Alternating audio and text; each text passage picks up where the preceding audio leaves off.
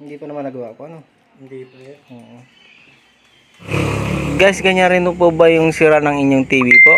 Ito po ay Huawei 55 inches HD 55 K9A. Ito po na marami na rin po ako na troubleshooting ng ganito po. Yung iba po is ganyan, parang ganyan itsura sa gilid niya, parang bluish, yung madilim na siya, wala na siyang bar lines na nakikita. It means panel pa rin po yun mga sir, yung sira po. So yun po, grabe kalala. So ito po ang ating project po sa ano po ito, Casimero, Las Piñas.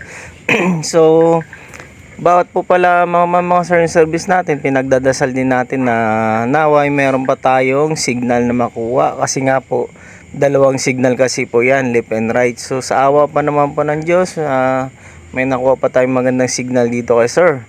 So yun nga po, ibig sabihin hindi pa siya nagalaw ng ibang technician, kasi nga po pag nagalaw na, hindi na po talaga halos magagawa. 20% na lang halos magagawa. So it means po, lagi kong sinasabi sa inyo, pagka sa chat 80% magagawa pagka hindi pa nagagawa ng technician. So yun nga po, kahit anong TV pala po mga mamasor, kadalasan sa mainit na lugar nagkakaganyan yung sira.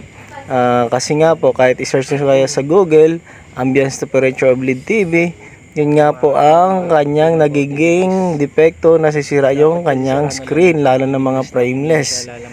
Mahabang explanation po, PM na lang po kayo kung bakit nasisira agad-agad yan. Tsaka ito po ang kay sir, yun nga po nakita natin, may nakuha pa tayong magandang signal.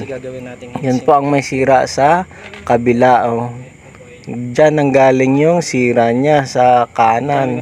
So yun nga po, nagawa na natin ng paraan dyan sa awa ng Diyos. Wala pa masyadong kaguit-guit. So medyo magaspang na ng konti, ibig sabihin yun lang yung naging damage kay sir. So upon investigation pala po ng kanilang TV, bawat kasi TV na sineservice natin, iniimbestiga natin kung anong naging sira. Yun nga po, nagapangan ng maraming ipis.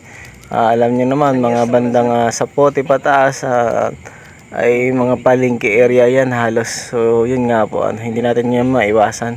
So yun, naglagay tayo pala dyan ng heatsink. Yun yung ating laging ginagawa para tumagal lalo yung TV, kasi yung mga lumang TV natin may mga ganyan talaga, aluminum foil para tumagal. Matagal ko na rin pong ginagawa yung mga master. So ito palang video na to,